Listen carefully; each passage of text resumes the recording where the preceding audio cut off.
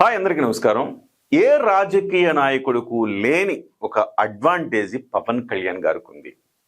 పవన్ కళ్యాణ్ గారు మాటిస్తే ఆ మాట కోసం పవన్ కళ్యాణ్ గారితో పాటు వేలాది లక్షలాది అభిమానులు ఆయన మాట నెరవేర్చడం కోసం వాళ్ళు కూడా కష్టపడుతుంటారు. వాళ్ళు కూడా త్యాగాలు చేస్తూ ఉంటారు.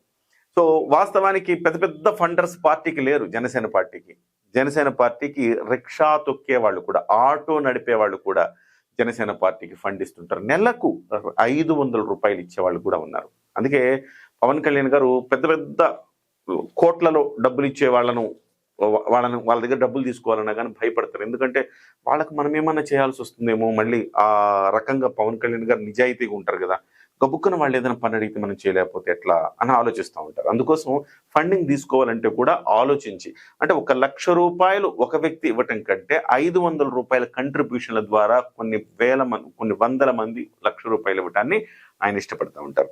ఇవన్నీ ఎందుకు చెప్పానంటే, పవన్ కళ్యాణ్ గారు పిఠాపురంలో ఒక ఇల్లు లేని ఒక మహిళకు ఇల్లు ఇస్తాను అని చెప్పేసి ఇల్లు కట్టిస్తానని చెప్పారు. అయితే ఆయన మాటే శాసనం అనుకున్నారు ఏమో, ఆయన్ని అభిమానించే వాళ్ళు ఆ ఇల్లు మేము కట్టిస్తామని చెప్పేసి ముందుకు వచ్చేసారు.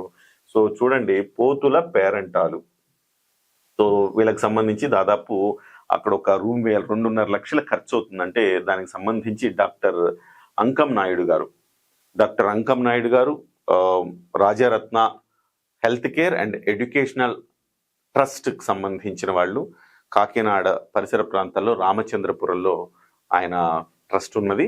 సో ఆయన ఈ అంశాన్ని విని పిఠాపురం ఏరియా డెవలప్మెంట్ అథారిటీకి వెళ్ళినప్పుడు ఈ అంశాన్ని విని, అయితే పవన్ కళ్యాణ్ గారు మాట ఇచ్చారుగా, నేను చేస్తానండి, అవకాశం నాకు ఇవ్వండి అంటే, లేదండి పవన్ కళ్యాణ్ గారు దాన్ని చేస్తున్నారు అని చెప్పి అధికారి గారు శివరామ్ గారు చెప్పినా కానీ ఆయన లేదు నాకు అవకాశాన్ని ఇవ్వండి అని చెప్పేసి ఆయన ఆ కార్యక్రమాన్ని, సో రాజారత్న ఎడ్యుకేషనల్ ట్రస్ట్ నుంచి, so Rajaratna health care and educational trust నుంచి డాక్టర్ అంకం నాయుడు గారు వాళ్లకు ఆర్థిక సహాయం చేయడం జరిగింది. సో ఇదొక్కటే కాదండి, నేను పిఠాపురం వెళ్ళినప్పుడు పిఠాపురంలో చాలా కాలనీలు, చాలా అట్టడుగున వర్గాలు, అంటే వైసీపీ ఏమో ఒక్కొక్కళ్లకు 3,000 నుంచి 5,000 చొప్పున ఇచ్చేస్తా ఉంది. కానీ పవన్ కళ్యాణ్ గారేమో నేను డబ్బులు పంచను, నాకు ఇష్టం లేదని చెప్పి వెళ్ళిపోయారు. ఆయన హైదరాబాద్కి ప్రచారం చేశారు, హైదరాబాద్కి వెళ్ళిపోయారు.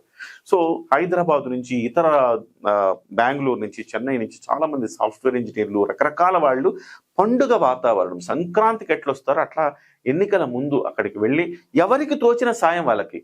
సో అమ్మ నీకు ఇది లేదా, మీకేంటే బాత్రూమ్ లేదా, బాత్రూమ్ కట్టుకోవాలి, ఇదిగో మా 10 మంది నుంచి మీకు ఒక 25,000 సాయం, ఇట్లా ఎక్కడికక్కడ సహాయాలు చేస్తూ వెళ్ళారు. అంటే ఆద్యంతం ఒక స్వతంత్ర పోరాటంలో ఎట్లయితే పోరాడారో ఆ రకంగా తమకు తోచిన సాయం, మా బాస్ పవన్ కళ్యాణ్ గారు గెలవాలి అన్న కాంక్షతోటి వాళ్ళని సాటిస్ఫై చేయడానికి, వాళ్ళ అవసరాలు తీర్చడానికి ఎక్కడెక్కడి నుంచో వచ్చేసి పనులు చేశారంటే అర్థం చేసుకోండి.